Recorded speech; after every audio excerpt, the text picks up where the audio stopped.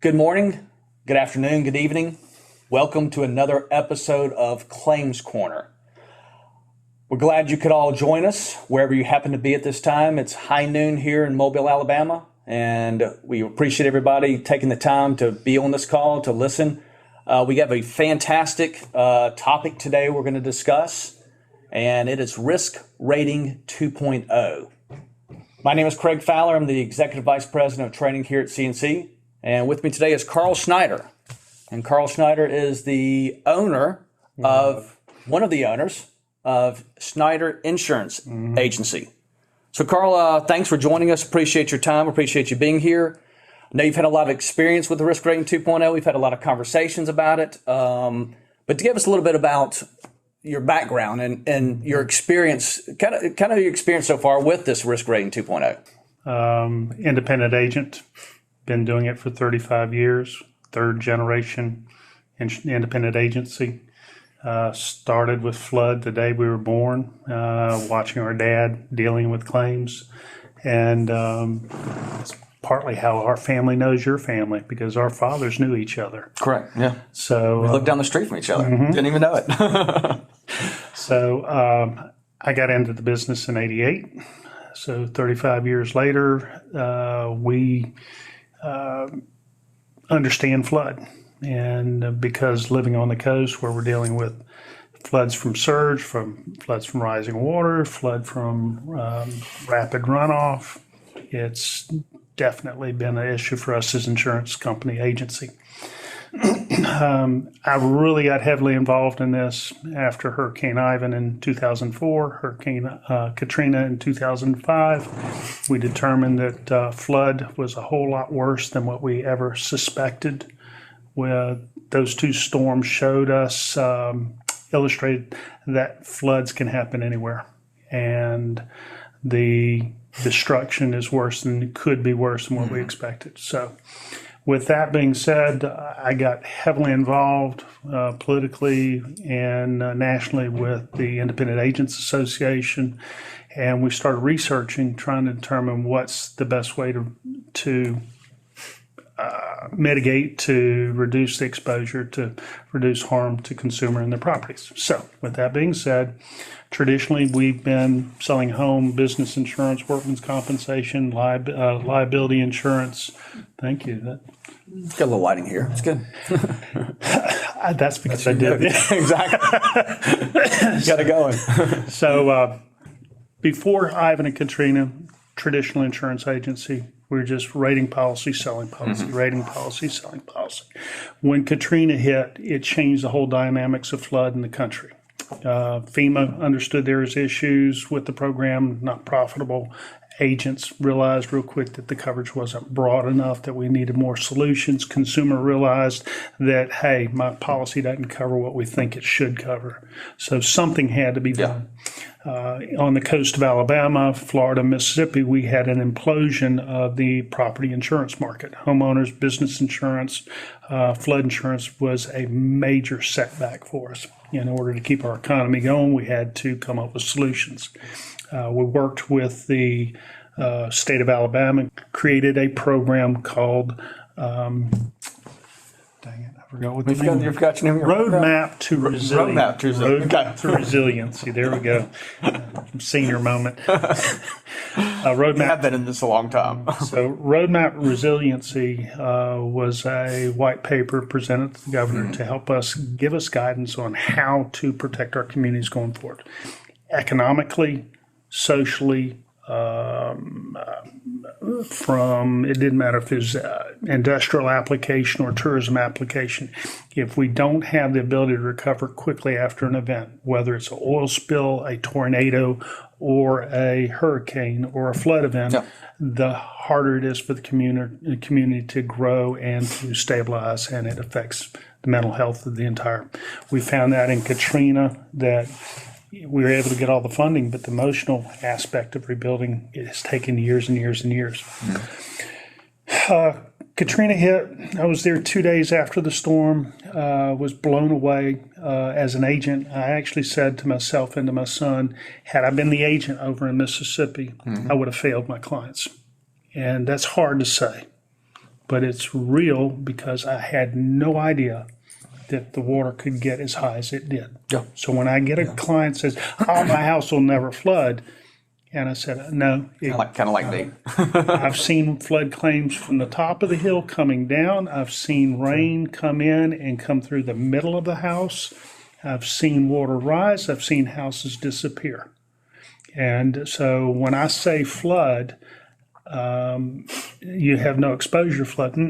Everybody can flood. Yeah. It's just how risky is it and how severe will the damage be.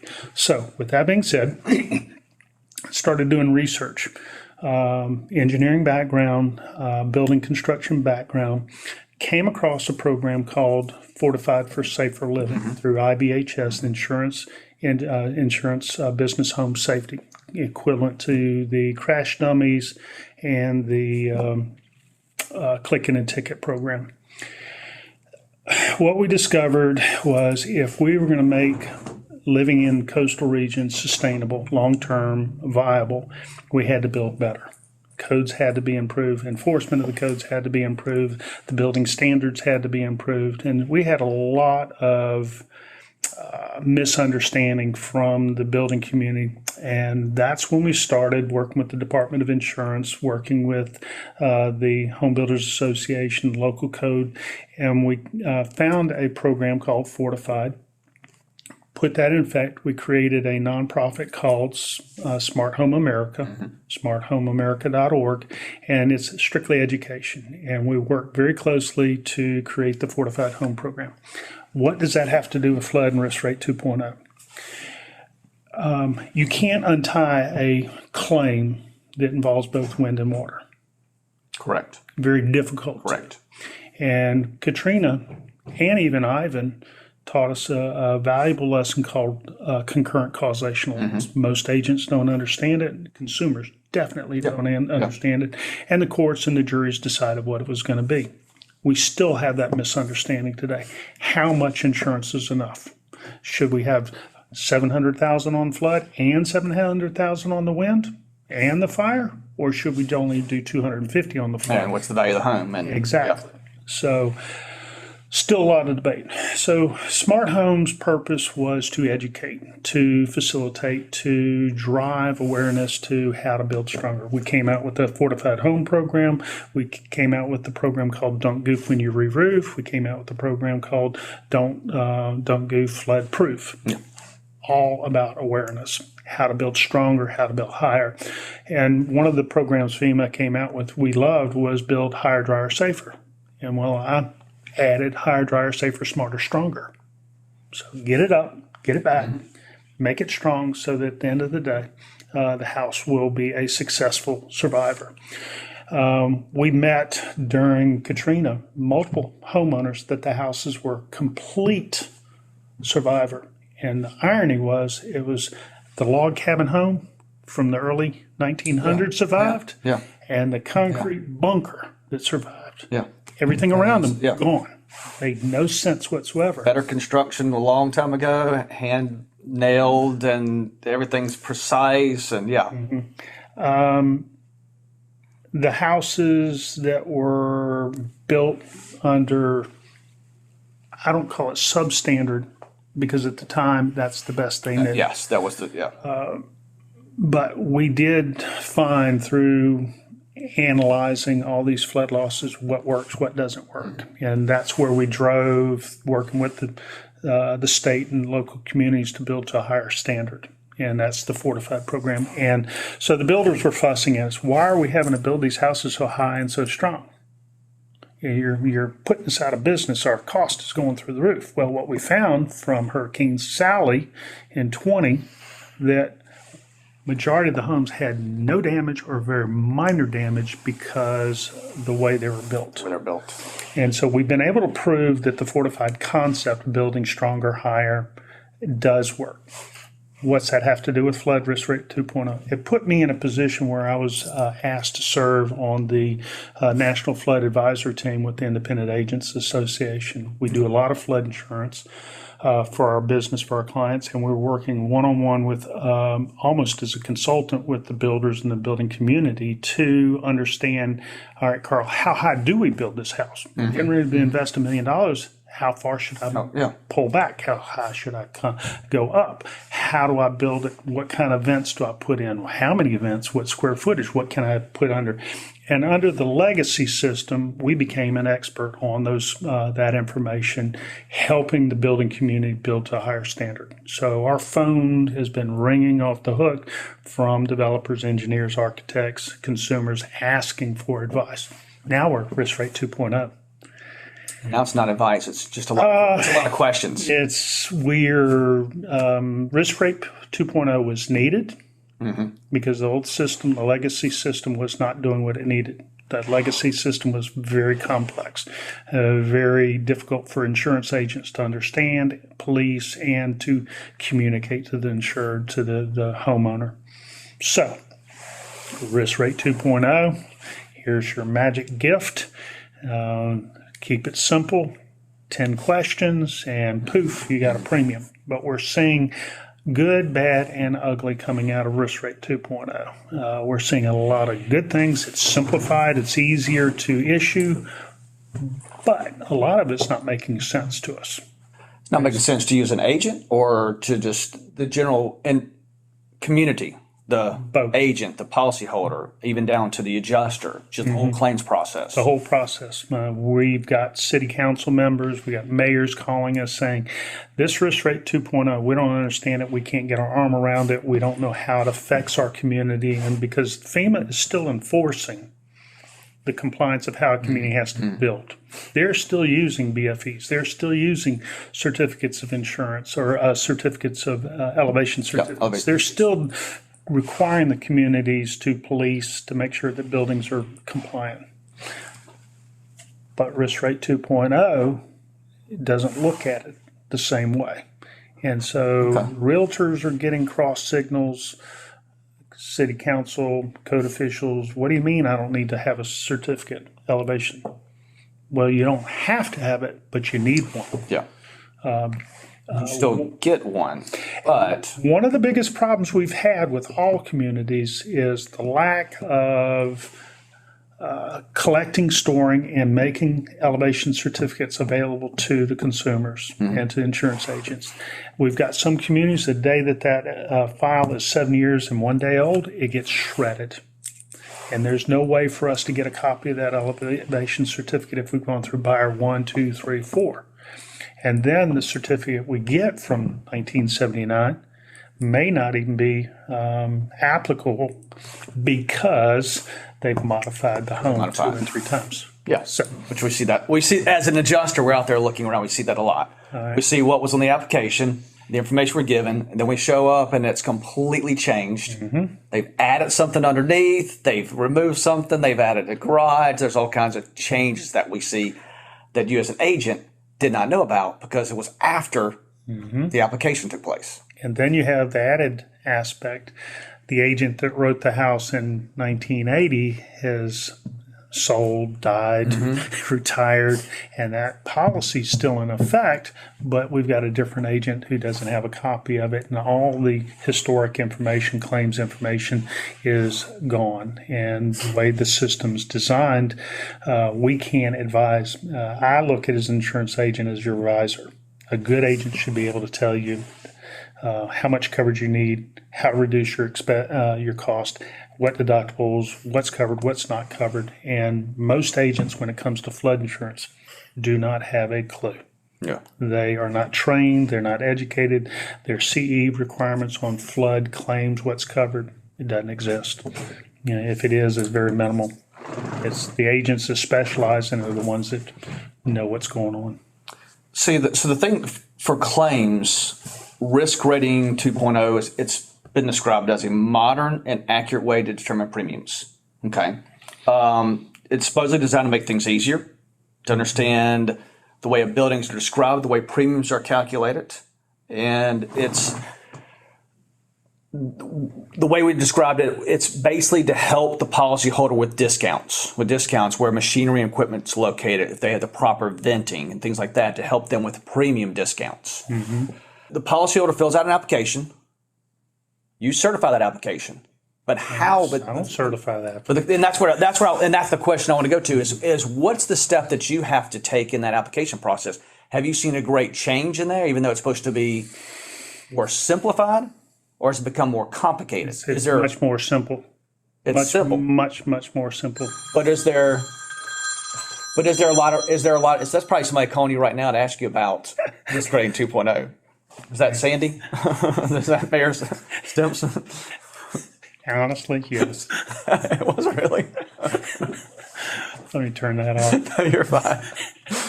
That's funny that somebody important is calling you to ask you questions about it. It's I guess the question is there a lot of room for error? Less room for errors, but more room for lack of transparency. Okay. We can't And that's where I how kinda the go- cake is made anymore. Yeah, and that's where I kind of go to where, and that's what I'm going to, with my next, is where the adjuster's role, the things that we have to do when we go out there, the requirements that we do. We have to look at the vents, measure the vents, make sure that, get the square footage of the vents, find out how high they are, if there's an enclosure, if there's vents. We have to look at where the first floor height is versus the lowest adjacent grade. Machinery and equipment, where is it located?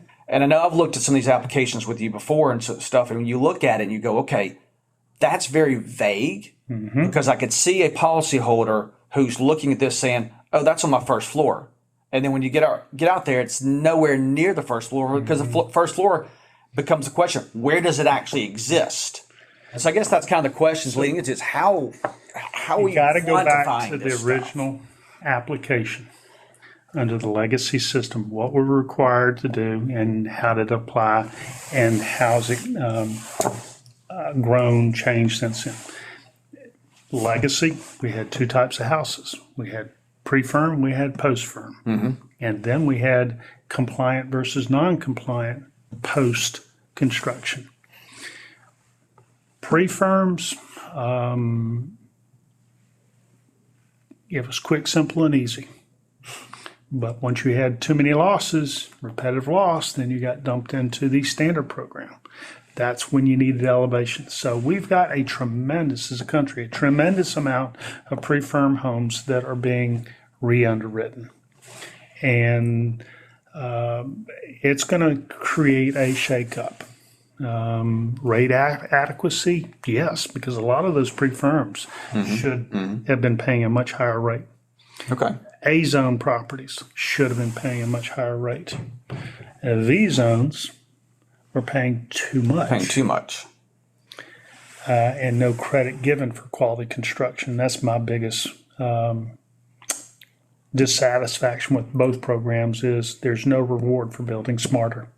There's no real reward other than lifting. There's nothing like the Fortified program. Correct. Where you could get your And it doesn't matter if the pilings are 8x8s or 12x12s or 20x20 reinforced concrete. The rate is the same, other than is the house concrete or frame. And even then, the foundation of the house is critical.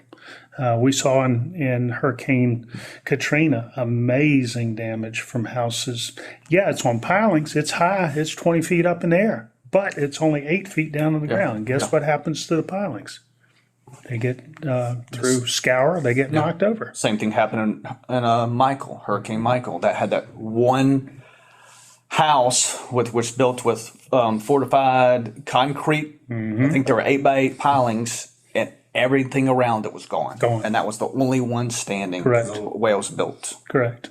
So that's not only But there's no reward for building that way. If the reward is, you get a minor decrease in premium, but no community-wide program to get the community rebuilt. So what we've seen especially on your barrier islands and your repetitive losses, build, destroy, rebuild, destroy, rebuild, but the standards never get improved.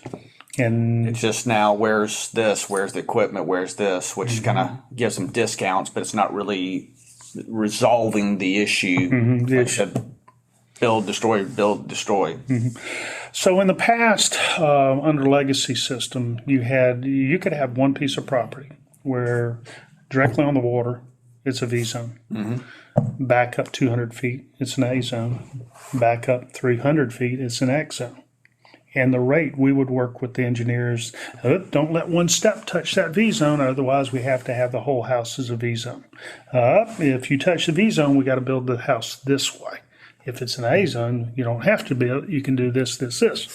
So, and if you build an X, well, then everything's covered a lot better than it is down here. Yeah. So we were able, here's the problem.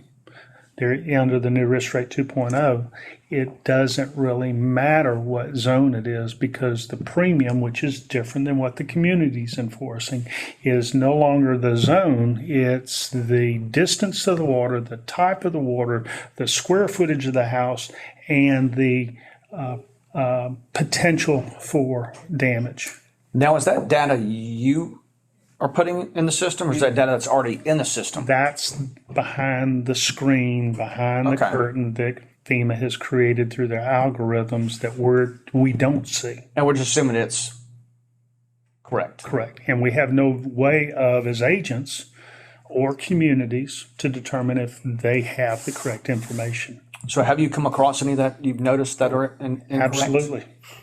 Why is it that a repetitive loss V-zone property that's on practically in the water is having a 70-80% reduction in premium under risk rate 2.0 versus a house that's in the middle of a field 30-40 miles away from any water source? Why is this X-zone property the same as this V-zone property? Doesn't make any actual sense. So those are some of the things that we're going to have to work through. FEMA's going to have to work through. We're going to have to give live examples. Now, they may have something on this X-zone property that I'm not aware of. But you don't have that transparency. I don't have that transparency to know what's driving this premium, because we're seeing the X-zone properties double and triple in premium, but we're seeing V-zone high-risk properties go down by half. The one I did yesterday, when I rated the house, and this is typical new construction, building many McMansions, they're 6,000, 7,000, 8,000 square foot rental homes, Gulf front, legacy system, premium on that house, elevated with all the venting and all the accurate requirements, structurally sound, fortified, the premium is $6,000. Risk rate 2.0, based on the elevation certificate they gave me at the time of permit, which is based on the design, the premium was $1,600 under risk rate 2.0. We get the updated elevation certificate. Actually, we submitted the design certificate to the carrier, and the very first thing that we both noticed was that certificate was wrong. So it gets into the question, who's right, who's wrong? And I will tell you that a great percentage of elevation certificates are inaccurate or not compliant to what FEMA requires. And now that elevation certificates are not required for rating purposes, still required for building purposes, but not for rating purposes. Required, suggested, but not requested. When we corrected the elevation certificate, the premium shot up to $3,200. But it's still half of what it was. Still half of what it was on the legacy system. Client's happy as can be. Oh, absolutely. On this particular house, the square footage that we have doesn't equal the true construction cost because of where it's located and how it's built. We're looking at a $400, $500 square foot home. Well, FEMA's estimate was substantially lower than what the actual construction cost was. So I see some issues there, and I see it inverse back and forth depending on location. So, Okay, interesting. So everything goes back to when the insurance was originally applied. That is going to cause the ripple effect for the adjusting firms and the customers down the. So transitioning from legacy to risk rate 2.0, we know how the claims were handled based on legacy. We've got 12 to 18 months to figure it out now with risk rate 2.0. And if that house gets damaged, that structure gets damaged, we have no idea how it's going to impact the renewal rates based on the claim surcharges. Because what FEMA also did was wipe the slate clean. Yes. Yeah. And everybody started at zero. But we've got multiple properties where we've had 2, 3, 4, 5 claims in a 30, 40-year period of time. Are they going to recapture all that information? Are they going, if we have a 6th claim, are they going to pull back the previous 5? Or are we going to see the premiums go from $3,200 to $32,000? We don't know. There's so much unknown with risk rate 2.0. And I don't see that as a flaw. It's just it's going to take time to get through those. Yeah, it's going to take time to unfold everything. And I think that's a lot of what we go out as an adjuster. Like I said, we're looking at certain things now. We added those things. The new prelim that came out that transfers. I think it's phase 2 when we start really using the new prelim. There's those little questions like foundation type that's changed. The 6 different foundation types. It's gone away from the post-pierce pilings. Now it's slab on grade, non-elevated, and gives you all these other little identifications. And I understand that's the biggest change out there is this foundation type. Did that affect you all as an agency? As an agency, the older the home, the higher probability that you're going to have different types of construction. Newer homes are usually going to be all slab, all crawl space, maybe a garage, a walkout garage, or piling supported, and that's the way. It's very simple when it's new. Older homes, you could have the original construction was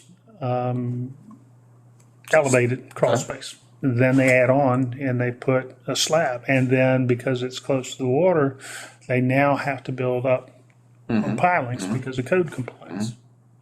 So you have 3 different foundations. 3 different foundations. What do I put on risk rate 2.0 application? There's no elevation certificate. We'd go and we look up Zoom, Zillow, Realtor and all those. Realtor.com, Google, Street View. Yeah. And we're only able to see the front of the house from a mile away. And it looks like it's probably just. And we'll ask the client what kind of I got a slab. Yeah. Well, yeah. For 22% of it. And the difference, there is a huge difference in rates between the various types of foundation. That is a very big rating factor because that also sets what where the coverage is and where the mechanicals are in the house and discounts and the premiums. So we haven't been playing with that system to determine where's the most expensive versus least expensive. Okay. But over time, we're going to be able to see, house that's on. We know for a fact on a V-zone property, houses elevated with no enclosures get the best rate, period. Yeah. Better than an X-zone on a slab. And I can see this 3 foundations, somebody just going up. Lower rate is slab. We're going to leave it at that. And then when the adjuster goes out, the adjuster looks at it and goes, we have 3 different foundations here. They're probably the same thing, is going to look at we're going to go with the first one I see, slab on grade. Click, check that box. When in reality, they should be identifying, we have 3 different foundations. Here's where they are. Here's the percentage of those foundations. We'd have to make some type of comment and then process some underwriting report back to the WYO, the insurer, just say, okay, here's what we're looking at. But I guess the question, which we will never know at this point, but how much are they going to look into it and go, we got to change all this up now. We got to go back to the agent and talk to the agent about all these changes that are made. And then the reality, like you point out, is who's right? Where's that going to fall into this? And we may have written a policy in 1990, and through the renewal processes, going through 1, 2, 3 owners. And the clients don't call us and say, by the way, I just added 1,500 square foot non-compliant man cave underneath the house with a bathroom that shouldn't be there. They don't call us and tell us that. So, and Zillow, when the house is sold, they're looking at total square footage based on what the real estate agent measured. Yeah. But according to FEMA guidelines, it's only a 2,000 square foot home, but Zillow says it's 4,000. So what is they're accounting for that lower. So FEMA through Risk Rate 2.0 is saying we got a 4,000 square foot home. Well, no, we got a 2,000 square foot home with illegal. I hate to use that term. Non-compliant enclosure. Yeah. So with audits. But the thing is, most policyholders, homeowners, are going to think there's no problem. There's no problem there. They're going to look at that home and go, that's 2 floors, one down here, one up here. Unless it's a two-story elevated, then they're going to say it's 3 stories. Yep. They're going to say, and the number of stories has. and that's the information that's going to go on an application, and then somebody at some point has to verify that information, but that's probably not going to come until the claim. And then you've got the underwriters at the WIOs that are having the same issue. They're looking at pictures, the agent's saying one thing, but the photos say a different thing. And so in the past, pre-Risk Rate 2.0, we were in contact with the underwriters on a daily basis, trying to figure out how this house is constructed. Because when we're trying to rewrite the flood from carrier A to B to C, it's a new application. It's an opportunity for us to find those areas and fix them. Well, we're going to go through the same thing with Risk Rate 2.0 because we're now having to verify square footage. We're having to verify the number of floors. We're having to verify where the contents are located. But we don't know if they're rating the house based on an X, a A, or a V zone if it's a multiple. We don't know. We don't have enough information to determine the multiple construction type properties. Should we use, if it's 30, 30, 30, which design do we use? The highest risk or the lowest risk? But as an adjuster, we're out there it's not to prove that the application process is wrong. We're just out there we're just looking, checking, and just confirming this information, and then make sure that goes back. So it's a lot goes back to the data from the beginning and how accurate is that. And that is going to depend on the consumer providing the agent with the accurate information, the agent having competency in understanding how that information affects the policy. It may be a staff member just hitting yes. Oh, 2,400 because that's what Zillow said. Well, no, it may be junk in, junk out. Yeah. So and that's what the policyholder said. They said, I have 2 floors, when really that 1 floor is it's an enclosure that you can't see. We insure for fire, we're asking for total square footage heated and cooled. We're going to Zillow to find the total heated and cooled. We don't look to say, okay, well, the bottom 2,000 square feet is non-compliant, so it's really only a 2,000 square foot home. We're basing it on what the rebuild cost is from fire, and from there we determine what the flood should be. So the whole cycle, because normally those 2 transactions are at the same time, flood and fire wind. And sometimes it's 3 transactions, 3 different policies. And everybody comes up with a different replacement cost, different square footage, depending on where they're pulling the data. So this is a work in progress. Absolutely. It's definitely a work in progress. And when we were talking about the work in progress and the things that I foresee adjusters are required to do, that I foresee maybe some issues out there that they're going to experience out there. And it's just gathering the data, gathering the information, reporting it back, and becoming more consistent across the board with what we do. And eventually it's gonna correct itself. There'll be things that will correct itself. For example, hanging closures. Major problems with the legacy system and holding up claims, substantial rate increases because the day before the storm, that hanging closure had sand underneath it. The day after the storm, it's 3 feet off the ground. So as an agent, we get a photo of the house. It looks like an enclosure compliant. Find out it's not compliant, and what are we to do? And now risk rate 2.0, hanging closures aren't even a problem anymore. So Interesting. And I can see as soon as you're talking about hanging enclosure, an adjuster's going to go out there and they're going to measure that lowest floor height right there. And that's going to be 1, 2, 3 feet, 3 feet. But where on the application? Where's the grade? Where's the lag? And where was it on the application though? Was it actually the first floor basically living height? Because this could just be a storage section down here. Is it up? Is it way up here? And see, we're using the elevation certificate based on the way the surveyor completed at the time of construction. Well, what if the enclosure was damaged 2 storms ago and it gets rebuilt again, but it gets rebuilt incorrectly? But we're still using the original elevation certificate. So we can have compounded problems based on that. Going forward is because we're now measuring from grade to the living area, we're no longer asking questions on the lowest horizontal member. And that can be 1 foot or 3 feet, depending on how the house is constructed.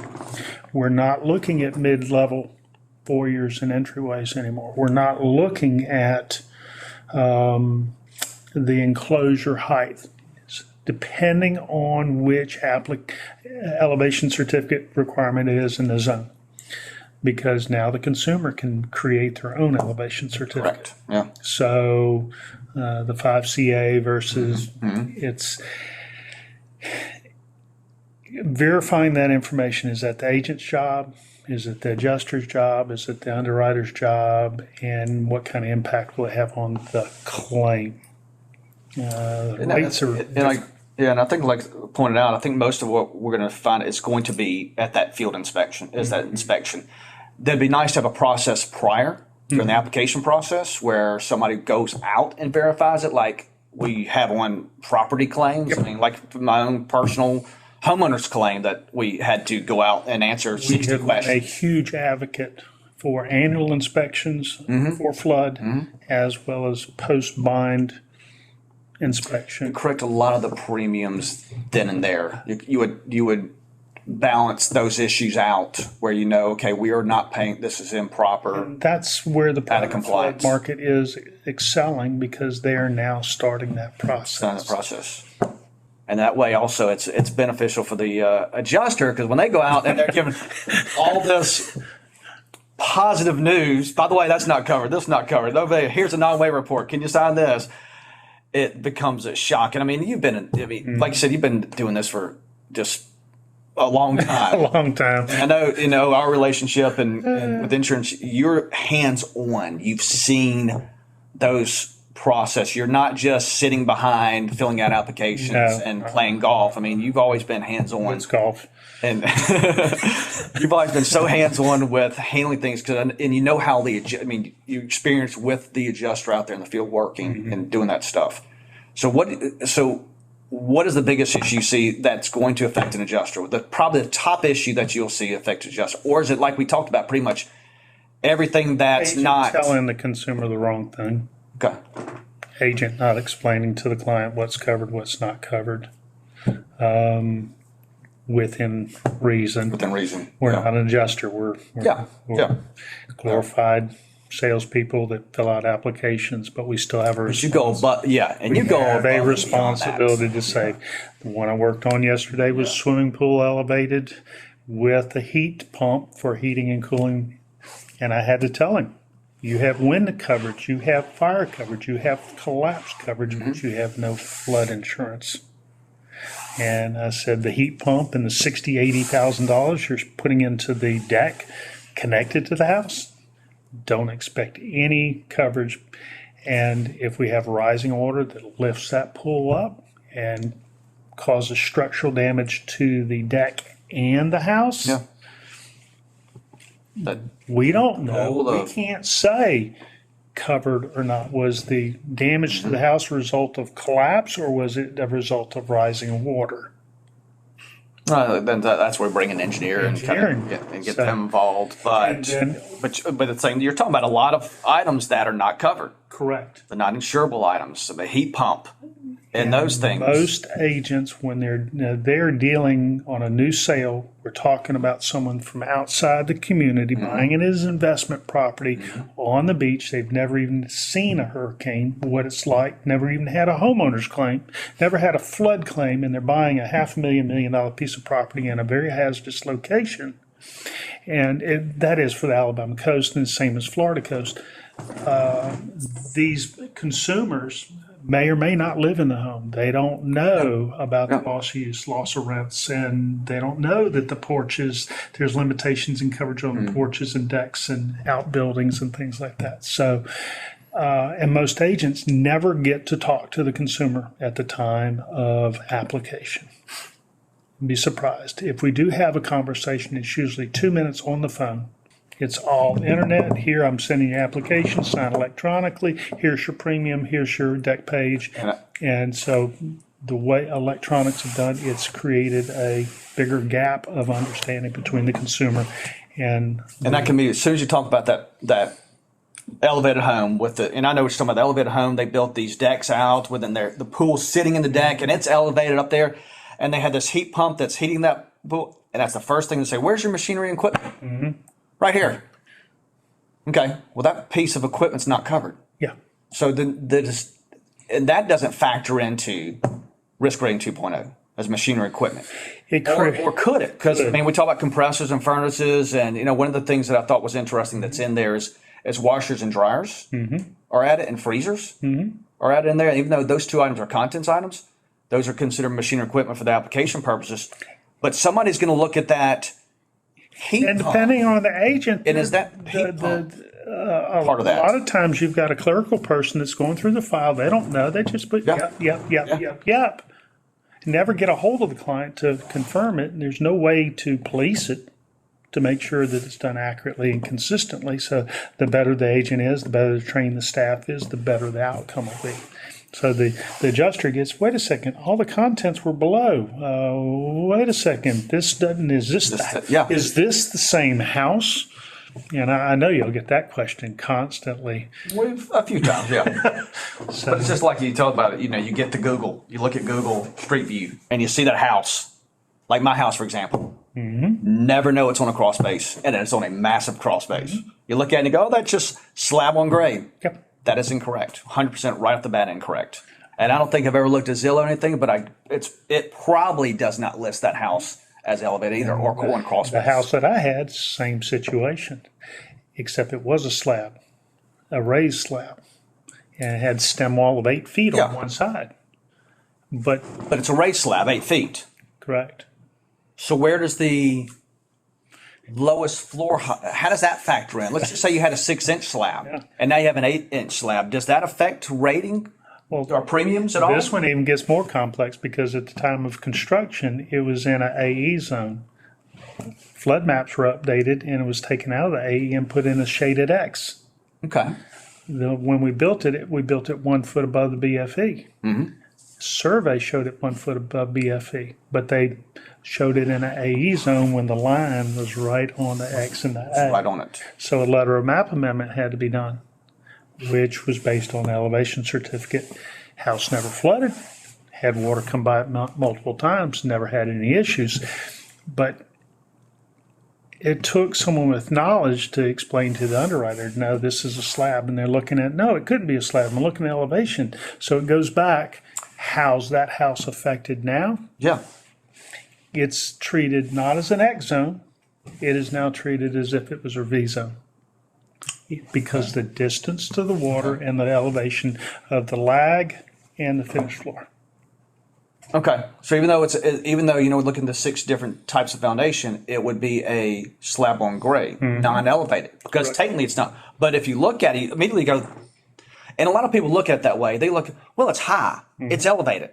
Well, it's elevated, but it's not. Doesn't fall within the guidance of where it's written. Insurance agencies staff are not trained in construction. Yeah. They have no idea what. You see a high building and be like, oh, it's elevated. Well, no, it's a slab. There's no void. There's no space in that slab. It's not elevated as defined in the policy, in the form. And that doesn't affect rate. The higher you elevate a house on slab, that doesn't change. It won't. But it does, and it should, shouldn't it? It does, but it's a different rating factor versus piling. And again, not knowing how FEMA's calculating risk, distance to water, type of water, what the LIDAR readings are for the elevation of the property, the water source. We really can't tell the client. And it's really frustrating for us because we have clients with multiple properties and they're saying, why is this one so much more than this one? This is a high risk, but the rate's lower than this one over here. It is what it is. Yeah, it's like you showed me. Mine went up and and then the one right there on Dolphin Island that's going to wash away. We're like, wait, that's lower than and my house is even smaller. So those are some challenges. So definitely, and I think there's some challenges that y'all are, like we talked about. It's a process that's going to evolve. It will get better. We'll discover that. But I think with you've seen a lot of challenges with the program so far. Oh yeah, you've seen a lot of benefits. You've seen a lot of challenges, and I know as an adjusters, we're going to see the same thing. We're going to have some experiences out there when we're looking at things that we're going to probably question our head and scratch our head and go, "Why are we doing this?" But we do have those processes and steps that we take, and that's one of the things we're working with here is getting our adjusters up to speed so that they understand they're supposed to be measuring the vents and looking at the vents, the first floor height. The vents, it's something that we've always been doing. Okay. Did they get the serial number on the vent while they're at it? We had to take pictures of the serial number, model number of the vent in order to get the credit on the vent. Is that on the legacy system or is that legacy system? Do you have to do that on two? We're not sure yet because we haven't been writing enough of the new ones with coming under because they're just asked for an engineered vent. What do they look at? Elevation certificate. As long as the elevation certificate says what, but they haven't required us to document the serial number on that vent yet. And there's no EC, and we don't have to have an EC. So at some point, again, like it's going to roll out. It's going to be, okay, here's something. Oh, here's another check. Here's another box we need to make sure we check. So yeah, there's challenges that you see, but benefits, and there's also benefits and challenges that we see that we just have to make sure the information you're gathering, we're confirming or verifying when we're out there. Because I think that's where the main focus is going to be is when we're seeing this. But the adjusters need to understand that when we wrote the policies 15 years ago, it was in compliance and the information we had was the best we had, and things changed. The agent is not required to update that application and that policy every year. We are this year because the transition from legacy to we have to answer those questions: square footage, number of floors, type of foundation. And we're going to check those. We're going to check those, make sure that you got them right. And if they're wrong, we'll just complete an underwriting report, submit it in. But it's not like. And we're just out there to fill out the prelim. And those are some of the questions that are now in this prelim is the first floor height, the lowest adjacent grade. And we're going to, like I said, we're going to run into a situation where you can't identify the lowest adjacent grade. So what do we do next?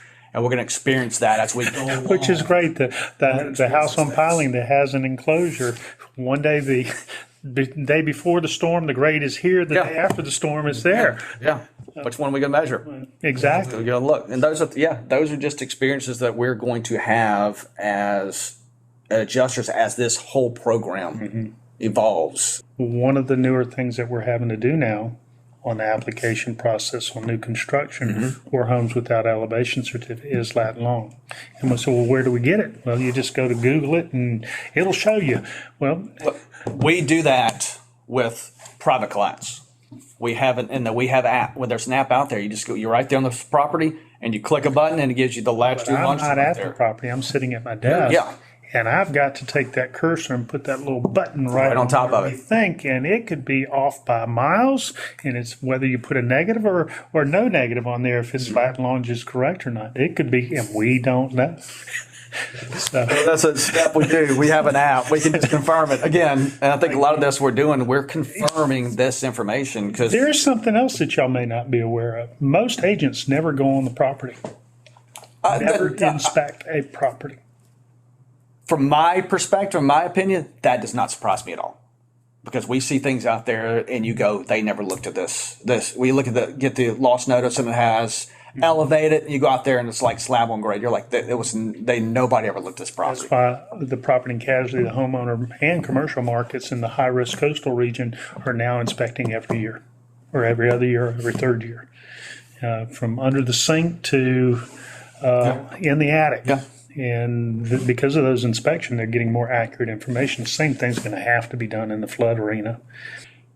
When we have an existing client that's coming up for renewal, we are now obligated to look at, do we stay with legacy and do the glide path 18% to the fifth year, or do we do an endorsement to go from a V-zone premium here to here, or do we take an X policy and move it to private flood? So what's happening in private flood, do we do an apple to FEMA, or do we add contents, replacement on contents? Do we add loss of use? Do we add pool cleaning coverage?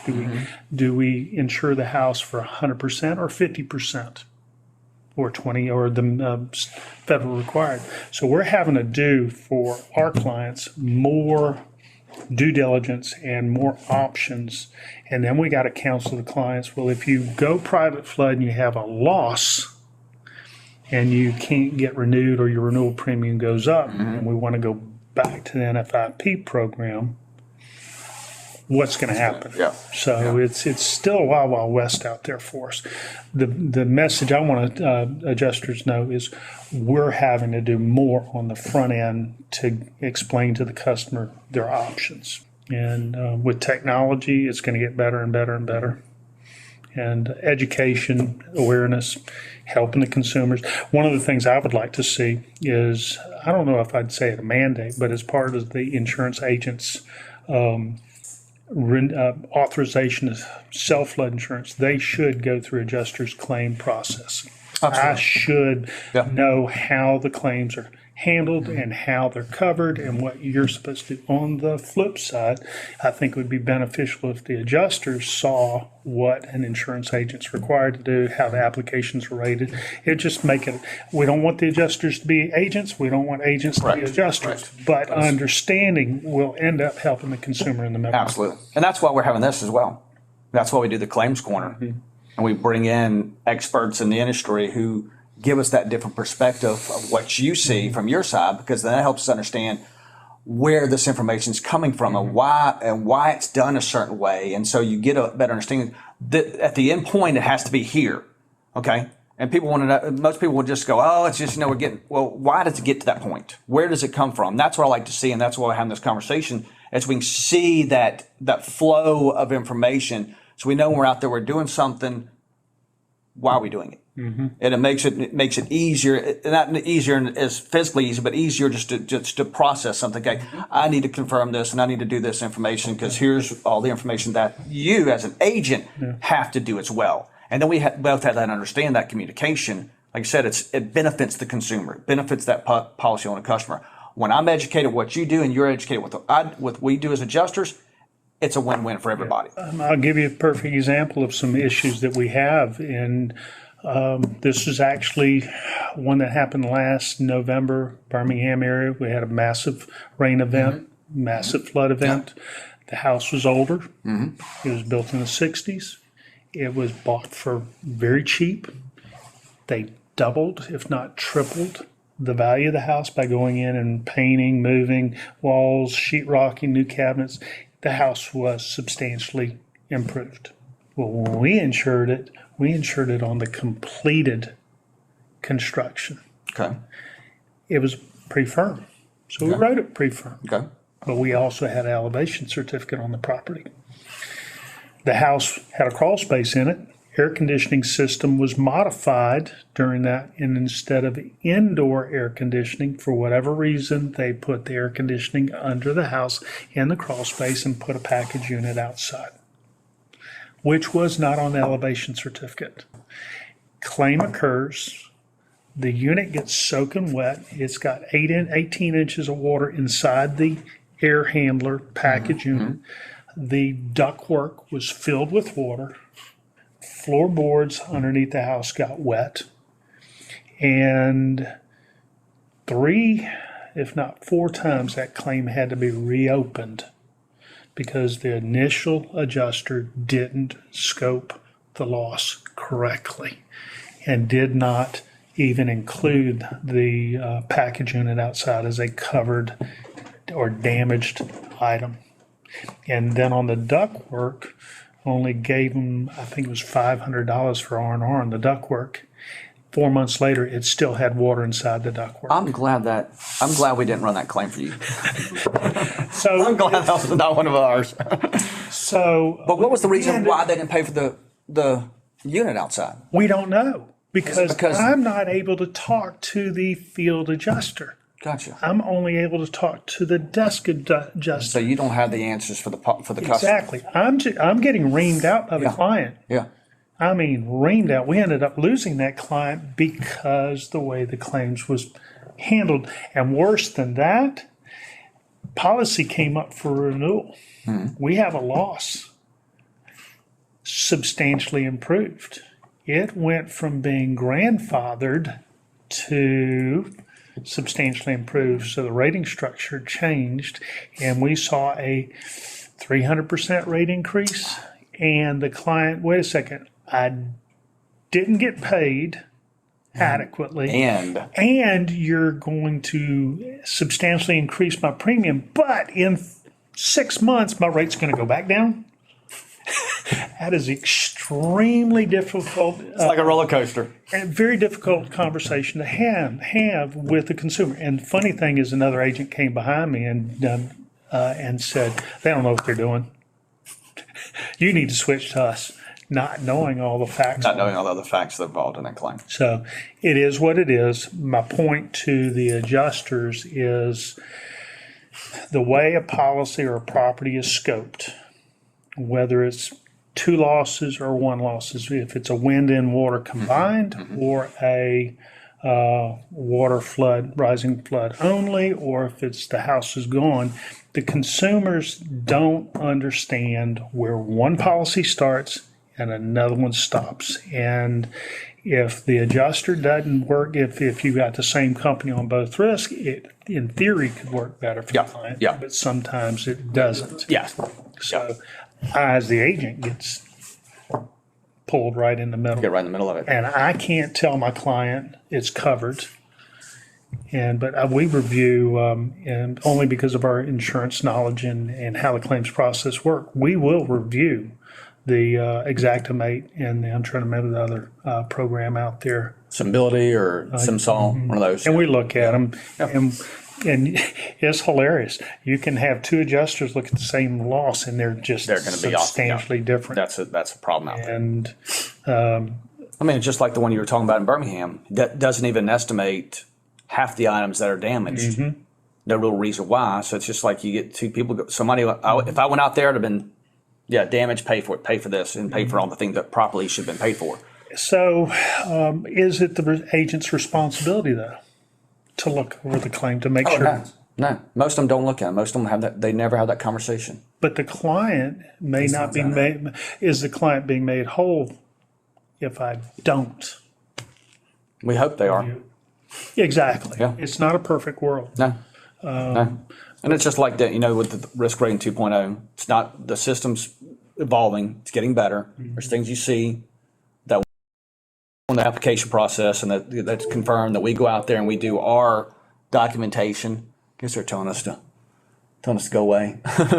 Do our documentation, all the things that adjusters have to do out there in the field, and it's not anything additional. It's not anything. It's just confirming stuff that we normally do. But shouldn't we be involved with that to let the client know at the time of loss, this is what's going to be occurring? Be prepared for it. Yeah. There should be because we can notification that's pushed out there. Here's what to expect. Here's the claims. Here's your claim book. Yeah. Most of when we give the client what's covered, what's not covered, FEMA, NFIP. The little flood insurance claim sample, Oh, absolutely. Everyone that comes in the mail, it's just like, of course I know it. That's why but you're right. Most people don't read that information. They don't pay attention to it until the time of loss. And then they have 1,000 questions, and then they go back and look at, well, why was this done this way? Why didn't somebody tell me 6 months ago? Should have And done the this way? typical agent will say, I don't know, talk to your adjuster. Well, you sold me the policy. Mm-hmm. I can't tell you what's covered, what's not covered. Talk to your adjuster. And as an adjuster, we don't have the authority to approve or disapprove a claim or tell the policyholder whether the insurance company is going to approve or disapprove a claim. We're out there to do our job, collect the Scope the data, damage. collect the information, put a nice package together, make it look professional, make it consistent, coherent, so that when it gets to somebody else, they understand, okay, this is correct. All the estimates in line, this is what I need to be paying for.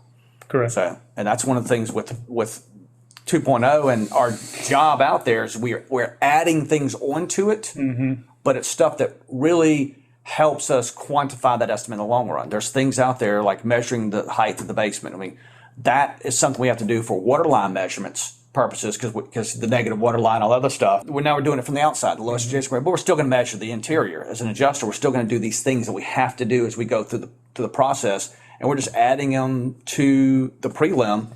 And if we find a discrepancy, we just do an underwriting report. So it's not. So there's some challenges. I think the challenge that we're going to have as an adjuster out there is making sure these things are properly checked out because it's a new process. Your adjuster going to need to talk to the agent and say, why did you do this? Is that correct or is it incorrect? Most of the time, they're just going to take that underwriting report and send it to the company and say, here's what I see. And then the company will go back and say, hey, this is what I see. But I mean, if you have that relationship like we do, I'd probably call you and say, what were you doing? And it's really to get a better understanding. Usually the other way around is it's a hacked off client calling me saying, what in the heck's going on? This adjuster. And then we have to call the field adjuster. Sometimes just a clarification of why you did something. Because I know why we do things. You know why you do things. Bringing them together and we understand the process. A lot of this, instead of putting the inspection post-claim, it really needs to be inspect and verify pre-claim. But you'll have some of those that all of a sudden say, "Oh, I'll put a man cave downstairs." Yeah. You know, But if you're doing that inspection, maybe not annually, but at least every 2 years to qualify. You will catch those things. Don't worry about it at the time of loss. Do it periodically or areas that's known to be a problem. And I had those questions, so I know when these adjusters are going to go out there, they're going to get hit with some of these questions. But the directive we've been given is we're just out there to just finish our report. We're not out there going to tell them, I think it went up because of this reason over here. That's not in our ballpark. We, as an adjuster, we don't go out there and say that. We're just out there to check, measure, look at the vents. Flood proof, mechanics equipment, where that information is, that's what we're doing out there. We don't know why their premiums are going up. We don't know why they're going down. That's for you all. That goes back to the agent. One of the things that FEMA's going to have to do in the near future is, I don't say give us the recipe of the secret sauce, but they're going to have to give us enough information we can verify. Distance to the coast, distance to the water, source of water, type of water, what the LIDAR number is for the elevation, prior losses. They're going to have to give us that type of information either to the agent or to the Write Your Own so that they can verify that information is correct. Because they're buying that from someone, putting into their algorithm to calculate the rate. But if that information is not auditable and verifiable, then junk in, junk out. We may be overcharging and we may undercharge. It is what it is. But the consumer needs to be told, if you do A and B and C, like raising a house. I did want to make a point is the agent's only as good as the WIO they're working for. And some of the YOUs are better automation systems than others. Some have, it's more consumer friendly, but not agent friendly. It may be more adjuster friendly, but so there's a lot of work out there to be done. And the same thing applies to the private market flood. There's some private flood markets that know what they're doing, and there's others that pretend they know what they're doing. So it's that's a night and day thing there. You can definitely tell which ones. But when we're going through this process of Risk Rate 2.0 in the next 12 to 18 months of re-underwriting and moving, the adjusters need to understand that what we are faced with as agents is not that easy either. Yeah. So Yeah. we have to go and verify a ton of information with no information and no resources. And we're verifying your verification. So, And so it's not going to be a perfect science, perfect world. It will be, you're going to catch things that are wrong, and we're going to catch things that are wrong. And together at the end of the game, end of the day, the consumer's going to be protected. Yeah. That's our goal. that's our goal. So, well, again, thanks for coming out for today. I having appreciate me. it. Yeah, it was fun. It was fun to talk about this topic. If there's any questions or anything, we'll let Julie post those, and we'll get some questions answered. So, Carl, I'm going to start with the first one is more of a statement, but it says the move from NFIP to private and back represents an interruption in coverage as far as NFIP is concerned. This can impact the policyholders harshly. Is that correct? I'm having trouble hearing Julie, so I apologize. Could you repeat that one more time? Sure. I said, it says the move from NFIP to private and back represents an interruption in coverage as far as NFIP is concerned. Mm-hmm. This can impact some policyholders harshly. Is this correct? Yes, we just, as a matter of fact, had that happen to us yesterday. It's the agent's responsibility to avoid the 30-day waiting period.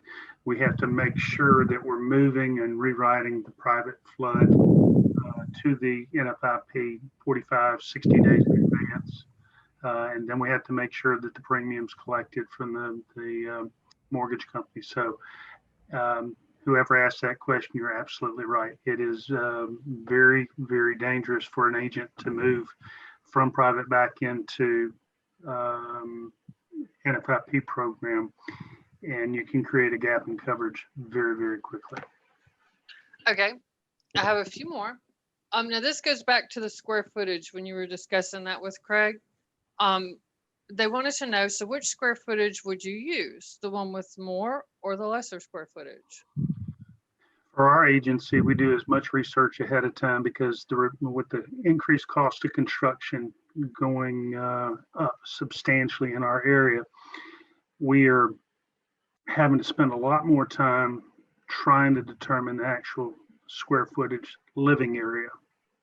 So the question is a glass screened in porch living area, or is it a porch?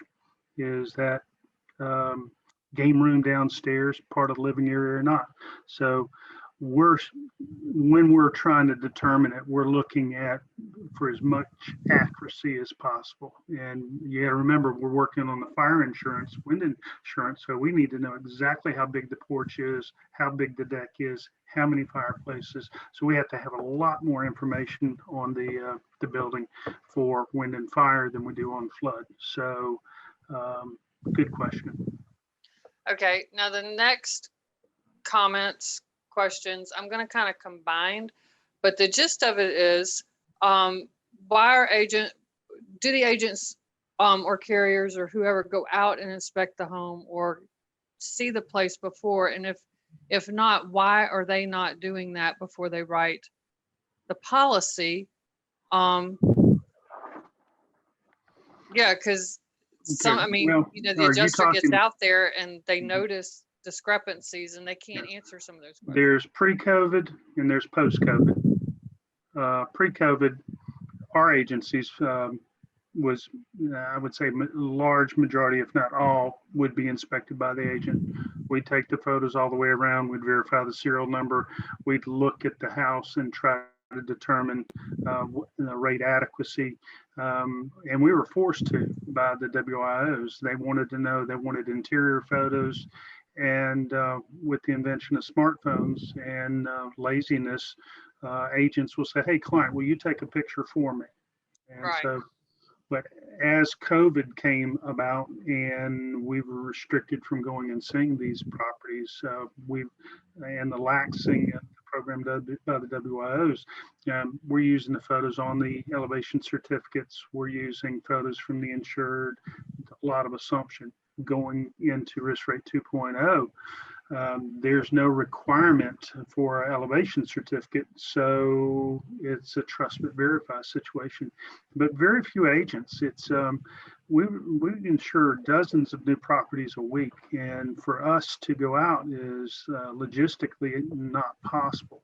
It was the way when I started the business a long time ago. We inspected every property and took a Polaroid picture of it. Doesn't exist today. With Zillow, we're able to do a lot more with a lot less effort. On the property and casualty side, your smaller carriers cannot afford to make mistakes, so majority of them are going to annual inspections, generally at the time of application, post binding.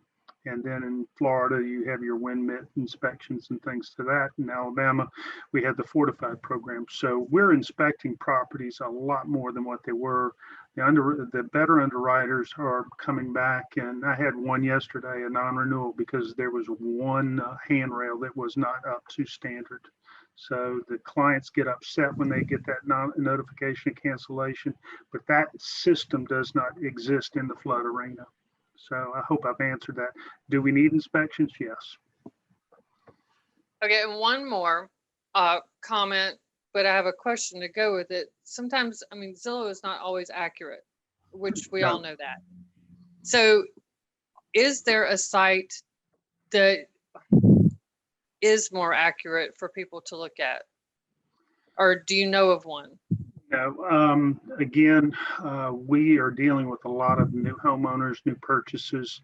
Our agency's procedure is to get a hold of every inspection we can. So if we're going to rewrite your insurance from company A to B, I'm going to go look at the inspection that was done 3, 4, 5 years ago, which we collect and save that data in our system. I'm going to ask for a copy of the new insurance inspection. And on top of that, if it's a new purchase, we're going to ask for the inspection report from the home inspector. And then we're going to go even further and ask for a copy of the appraisal. And with those potentially four reports, we can actually get some very valuable information. One of the things that I do with the WIs that I write for, I send them a copy of the home inspection. So, and it's logged in and it's there, the underwriter can see it, and it doesn't take me 2 more seconds to upload it, but that's our procedure in our office, is more information, not less information. Okay. But that is not a requirement under FEMA, but it's something that we may want to go towards. Okay, well, I don't see any other questions pertaining to the topic today. So I'm going to turn it over to Craig, and thank you so much, Carl. No problem. Thank you for having me. Yes, if you can hear me, great. I do not have any other questions. No questions popped up on my screen as well. I want to just really thank everybody for joining us today. We ran over a little bit today because of really the topic.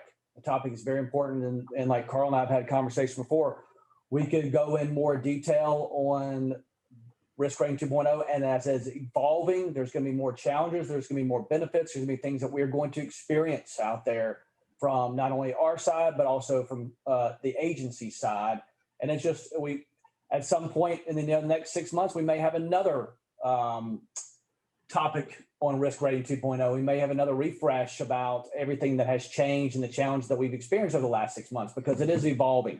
It is something we're going to get experience from. We're going to get used to, just like Carl has, talked about all his experience so far, what he's encountered. And, just something we'll keep moving forward on. So Carl, again, thanks. It's amazing how you were able to change and get to your office in less than 2 minutes. So that was remarkable how you did that. So it's great how technology allows us to do these things. So Julie, thanks for your time. Carl, thanks for your time. And I want to say thanks to our IT people as well for being on and making sure everything kind of runs smoothly. Because I know in the past I've done try to run this myself, and there's always been a challenge. So it's great to have everybody on. So again, thanks everybody for your time. I know we ran a little bit late today, but hopefully you got some information. And if you have any questions beyond this presentation, you can always reach out to me. You can always send them to me at Craig Fowler at cnc-resource.com. Again, that's Craig Fowler at cnc-resource.com, and we'll get that information to Carl if it's a question for him, if it's a question for us, and we'll be able to answer your questions on Risk Rating 2.0. So everybody, all have a great day, and we'll see you in 2 weeks. Thanks, everybody. Thank you, Carl. Thank you.